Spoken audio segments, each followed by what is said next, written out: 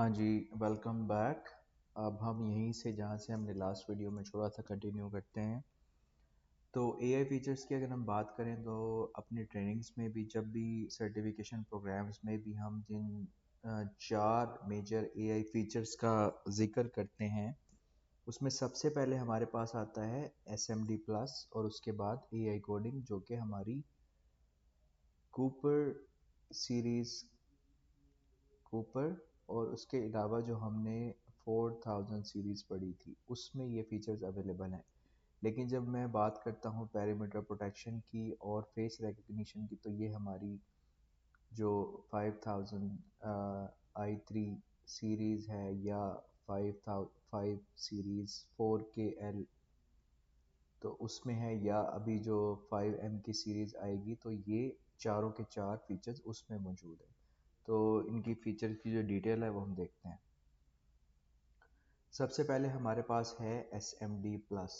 S M D plus basically क्या करता है, वो ह्यूमंस को और व्हीकल्स को पहचान कर अलग अलग करता है उनकी शेप्स की बेस पर और उन मोशन डिटेक्शन की बेस पर। ठीक है, तो अब आपको क्या मिलता है, मोशन स्मार्ट मोशन डिटेक्शन। आप सर्च करवा सकते हैं कि कहाँ कहाँ पर ह्यूमंस हैं और कहाँ कहाँ पर व्हीकल ट्रिगर हुए हैं। आप ये देख सकते हैं कि सर्च बार में आप ह्यूमंस, अगर आप इसको यहाँ से अनचेक कर देंगे तो वो ह्यूमंस को सर्च नहीं करेगा, वो सिर्फ व्हीकल्स को सर्च करेगा। अगर आप यहाँ से व्हीकल को अनचेक कर दें तो वो फिर ह्यूमंस को सर्च करेगा। इसमें जो फीचर अवेलेबल है वो ये है कि माउस ड्रैग को सपोर्ट करता है। जो बार है प्लेबैक की वो माउस ड्रैग को सपोर्ट करती है, माउस से ड्रैग किया जा सकता है। और इसके अलावा जो ह्यूमन और व्हीकल सर्च के जो इंटरवल हैं, टाइम इंटरवल हैं, वो 2 घंटे, 1 घंटा या 30 मिनट्स का भी आप बना सकते हैं। तो बेसिकली स्मार्ट मोशन डिटेक्शन का क्या काम है कि वो ह्यूमंस को और व्हीकल्स को डिफ्रेंशिएट करता है और फिर आप उसकी बेस पर सर्च करवा सकते हैं। आप एआई सर्च में भी जा सकते हैं, आप यहाँ से भी सर्च कर सकते हैं। इसका मकसद क्या है? इसका मकसद है कि आप टारगेट को फाइंड करें। अब टारगेट को फाइंड, अब हमारे टारगेट कौन कौन से हैं? ह्यूमंस हैं, हमारे टारगेट दो हैं। हमारे टारगेट ह्यूमंस हैं और दूसरे हमारे व्हीकल्स हैं। ठीक है, तो ये दो हमारे टारगेट हैं। तो आप अपनी मर्जी से या तो आप इसको सर्च करवा सकते हैं या आप इसको सर्च करवा सकते हैं। अच्छा जी, नेक्स्ट हम देखते हैं हमारे पास। अच्छा, अब ये वीडियो है, ये देखें, ये अब ऑप्टिमाइज्ड है। इससे पहले एक सेकंड, क्लिक क्यों नहीं हुआ? ठीक है, अभी आप देखिएगा यहाँ पे इसकी ऑप्टिमाइजेशन नहीं अभी हुई थी, इसकी एक्यूरेसी अभी इतनी नहीं थी। इस वीडियो में जो मैंने अभी प्ले की है तो यहाँ पे भी डिफ्रेंशिएट नहीं हो रहा, वो सबको डिटेक्ट कर रहा है। ठीक है, अच्छा अब यहाँ हम देखते हैं, यहाँ पे सिर्फ हमने सर्च किया है सिर्फ ह्यूमंस को। इन दो वीडियोस में हमने सिर्फ ह्यूमंस को सर्च किया है। तो बिफोर ऑप्टिमाइजेशन, ठीक है, जब इसकी एक्यूरेसी इतनी अच्छी नहीं थी, फॉल्स अलार्मिंग ज़्यादा थी, तो इसने सबको डिटेक्ट कर लिया। लेकिन यहाँ आप देखें इसने सिर्फ ह्यूमंस को डिटेक्ट किया है। अच्छा, अब हम इसको देखते हैं कि जो नीचे वाली दो वीडियोस हैं इसमें व्हीकल्स को डिटेक्ट करना है। ठीक है, तो पहले आप देखिएगा फॉल्स अलार्मिंग क्या थी, कि गाड़ियों को डिटेक्ट नहीं कर रहा था उसकी स्पीड की वजह से। अभी हम देखते हैं ऑप्टिमाइजेशन के बाद इसकी एक्यूरेसी बेहतर हुई है और ये देखिए जो भी गाड़ियाँ आ रही हैं ये उसको डिटेक्ट कर रहा है। ठीक है, तो आई होप कि ये आपको समझ आ गई है कि इसकी ऑप्टिमाइजेशन की वजह से फॉल्स अलार्म रेट जो है वो बहुत कम हो गया है और जो डिटेक्शन हो रही है वो ह्यूमंस की और व्हीकल्स की वो सही तरीके से हो रही है। ठीक है, नेक्स्ट हम देखते हैं पेरीमीटर प्रोटेक्शन। पेरीमीटर प्रोटेक्शन की जब भी हम बात करते हैं तो उसमें दो चीज़ें होती हैं। एक उसमें होती है ट्रिप वायर, और दूसरा उसमें होता है एरिया इंट्रूजन। आई होप कि स्पेलिंग सही है या नहीं है, लेकिन आपको बात समझ आ गई होगी। ट्रिप वायर और एरिया इंट्रूजन। ठीक है, तो ट्रिप वायर में हम क्या करते हैं, एक लाइन ड्रॉ कर लेते हैं, जैसे कि ये लाइन ड्रॉ हुई हुई है। ठीक है, और जो एरिया इंट्रूजन है वो क्या, वो हम ऐसे एक एरिया ड्रॉ कर लेते हैं। ठीक है, अब जो भी इस एरिया में यहाँ से बाहर से एंटर होगा या अंदर से बाहर आएगा या दरमियान में से यहाँ से अपेयर होगा तो वो उसके अलार्म जनरेट हो जाएंगे। और इस लाइन को जो भी ट्रिगर करेगा या तो उधर से इधर आएगा या इधर से उधर जाएगा, तभी अलार्म ट्रिगर हो जाएगा। ठीक है, तो अब जो चीज़ मज़ीद आपको बताने वाली है वो ये है कि इसमें दो मोड्स हैं, ठीक है। एक है जनरल मोड।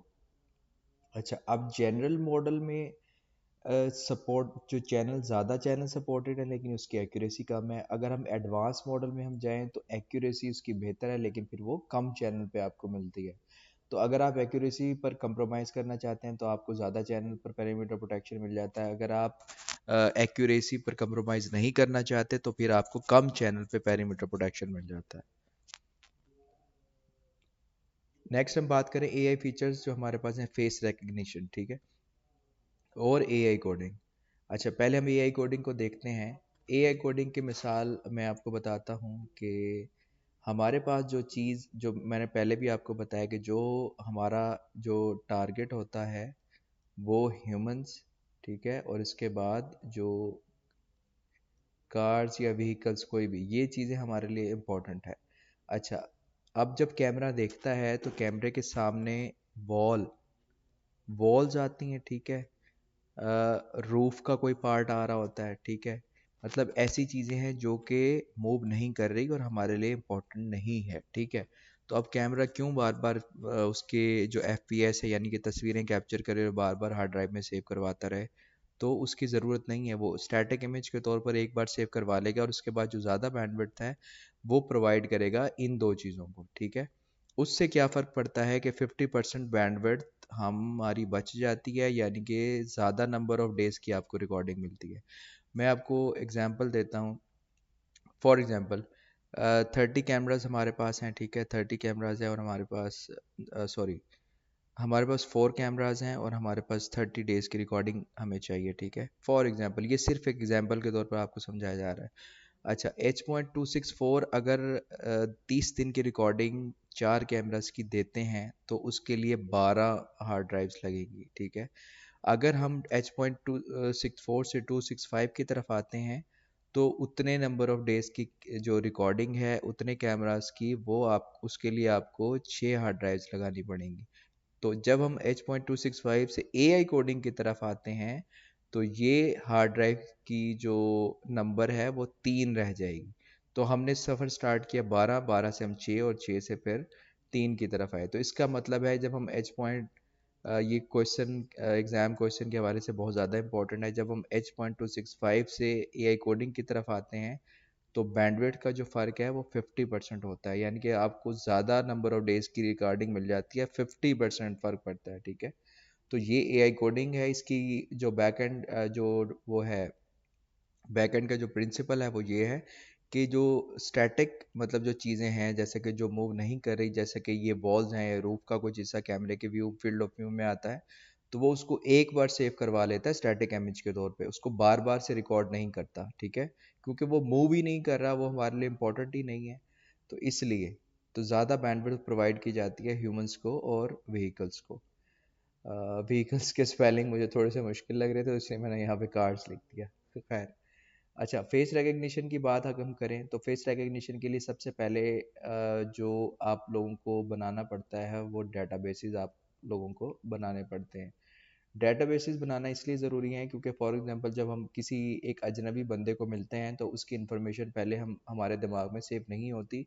हमें नहीं पता होता कि वो कहाँ से बिलोंग करता है या उसका क्या नाम है।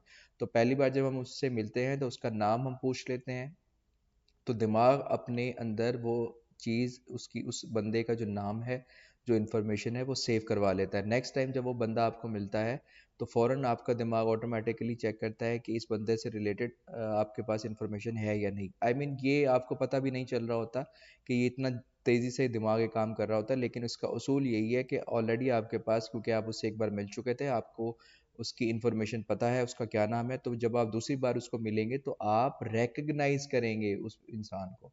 तो इसी तरीके से डिटेक्शन और रिकग्निशन में जो फ़र्क है वो यही है कैमरा में, रिकॉर्डर में, कि डिटेक्शन का मतलब है वो पिक्चर सेव करवाता है, लेकिन फेस रिकग्निशन का मतलब है वो पहले से सेव डाटाबेस में सेव हुई भी पिक्चर से कंपेयर करके, ये देखें ये मॉडलिंग कर ये जो मॉडलिंग हो रही है कंपेयर करके आपको बताता है कि ये बंदा कौन है, और सिमिलैरिटी रेट आपको बताएगा कि ये 95% है, कितने परसेंट सिमिलर ये बंदा आपको लग रहा है। लेकिन वो तभी होगा जब ऑलरेडी आप किसी की पिक्चर को सेव करवाएंगे।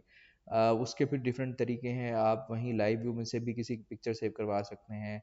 आप यूएसबी फ्लैश के ज़रिए से कोई पिक्चर उसमें डाल के वो भी डेटाबेस में सेव करवा सकते हैं। तो इसमें कॉन्सेप्ट समझने का ये है कि डेटाबेस के ज़रिए से डेटाबेस में मौजूद अगर पिक्चर्स होंगी तभी लाइव व्यू से रिकग्नाइज करेगा उन पिक्चर्स को मैच करके। तो ये फेस रिकग्निशन का फीचर है।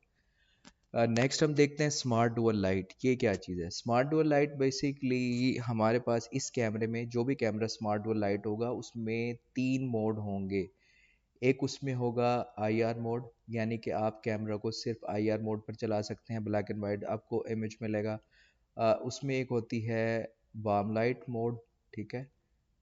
जब आप ये वाला मोड ऑन करेंगे तो आपको 24/7 आपको कलर इमेज देखने को मिलेगा, ठीक है। अच्छा, इसके बाद एक जो तीसरा जो मोड होता है वो होता है स्मार्ट डुअल लाइट का मोड, यानी कि अभी नेक्स्ट भी आपको बताता हूँ, नेक्स्ट स्लाइड से भी आपको पता चल जाएगा कि ये फीचर कहाँ मौजूद है।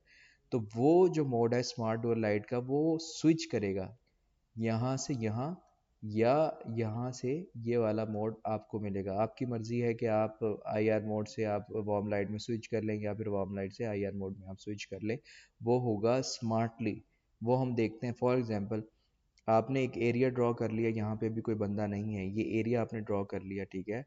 अभी यहाँ पे आईआर मोड ऑन है, क्योंकि अगर मुसलसल वार्म लाइट जो ऑन रहेगी तो रिसोर्स खामखा आपका वेस्ट जाएगा और लाइट पोल्यूशन भी बढ़ेगी, ठीक है। तो इसके लिए क्या हल निकाला गया है कि जैसे ही एक बंदा, एक इंट्रूडर इस रूल में आया तो कैमरे ने अब कैमरा ट्रिगर हुआ और उस रूल की वजह से ट्रिगर हुआ। उस ट्रिगर के बाद कैमरे ने आईआर मोड से अपना वार्म लाइट का मोड ऐड स्विच कर लिया और आपको कलर व्यू नज़र आने लगा, आईआर से कलर व्यू आपको मिलने लगा।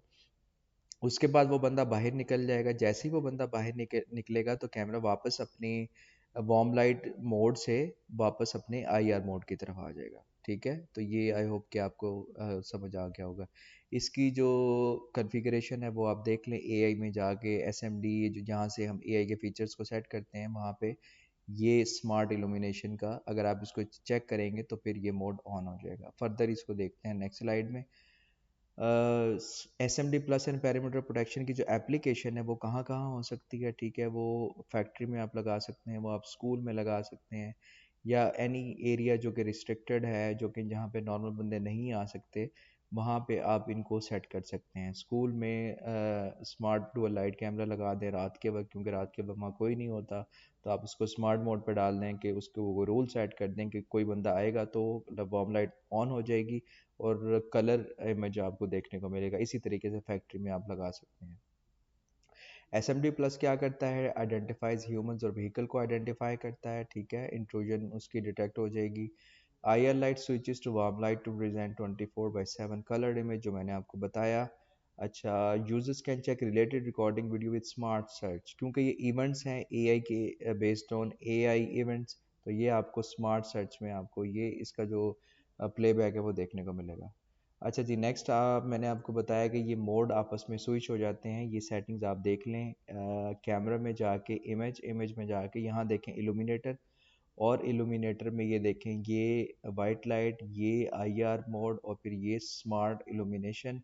अच्छा, यहाँ से फिर आप इसको स्केजुअल भी कर सकते हैं। अगर आप ये मोड यहाँ से सेलेक्ट करेंगे तो फिर आगे यहाँ आप इसको स्केजुअल कर सकते हैं। मतलब या आप इसमें स्मार्ट इल्यूमिनेटर आप इसमें लगा लें कि स्मार्ट मोड आपने ये इसका स्केजुअल सेट कर लें, या सिर्फ आईआर मोड का सेलेक्ट कर लें, या सिर्फ वाइट लाइट का आप बता दें कि वाइट लाइट इतने से इतने बजे तक ये चलेगा यहाँ से। मतलब कहने का मतलब ये है कि यहाँ से आप इसका स्केजुअल बना सकते हैं कि कब से कब तक कौन सा मोड चले और उसके बाद कौन सा मोड चले, ठीक है।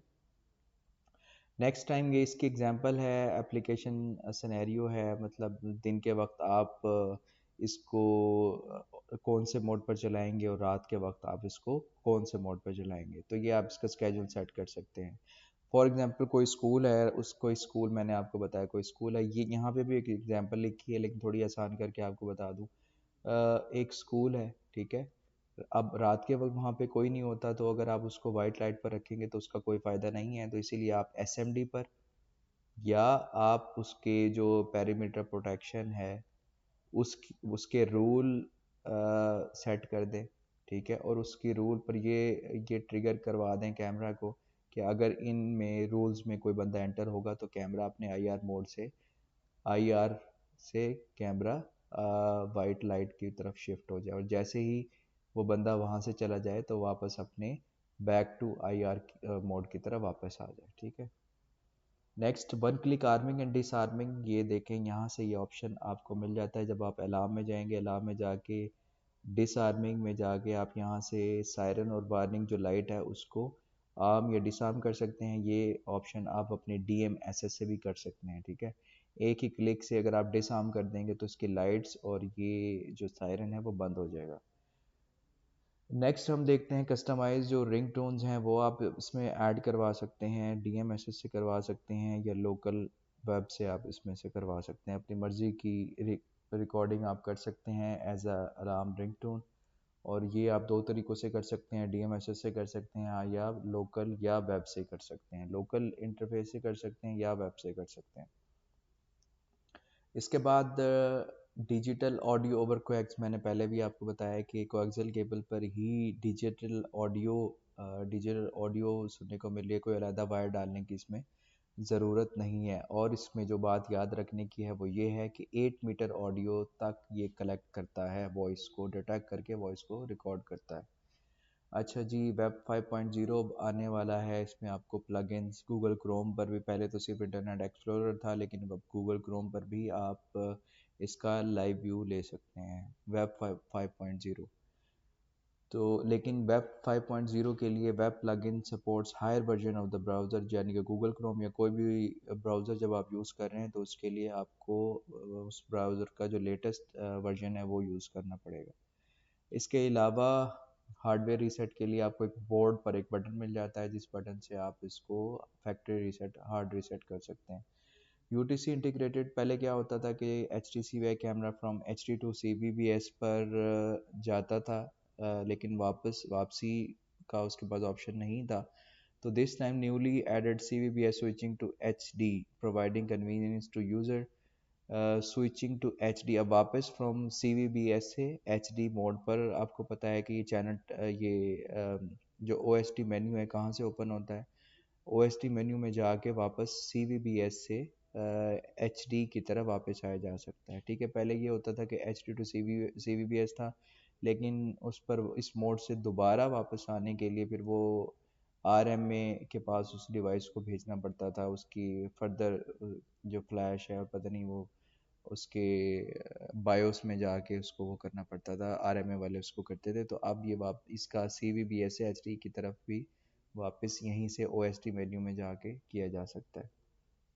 अच्छा जी, ये कंपैरिजन है, ये आपको पता होना चाहिए। हमने ये वाला मॉडल देखा, हमने ये वाली सीरीज़ देखी, हमने ये वाली सीरीज़ देखी और हमने ये वाली सीरीज़ देखी, ठीक है। ये पाकिस्तान में अवेलेबल नहीं है, ये आप स्किप कर सकते हैं। आपने ये सारी चीज़ें पढ़नी है।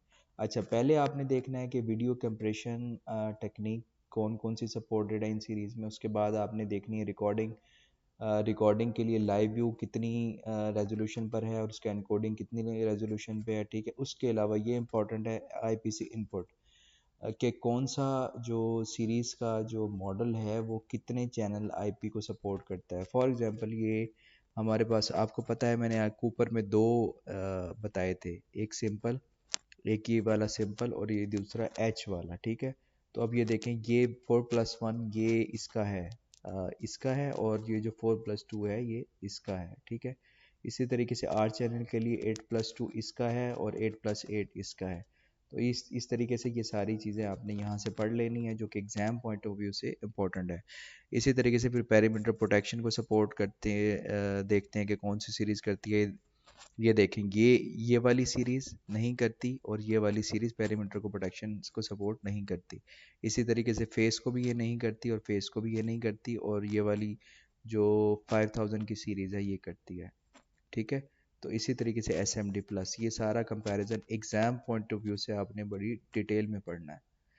तो आई होप कि आपको ये सारा XVR का सेक्शन था।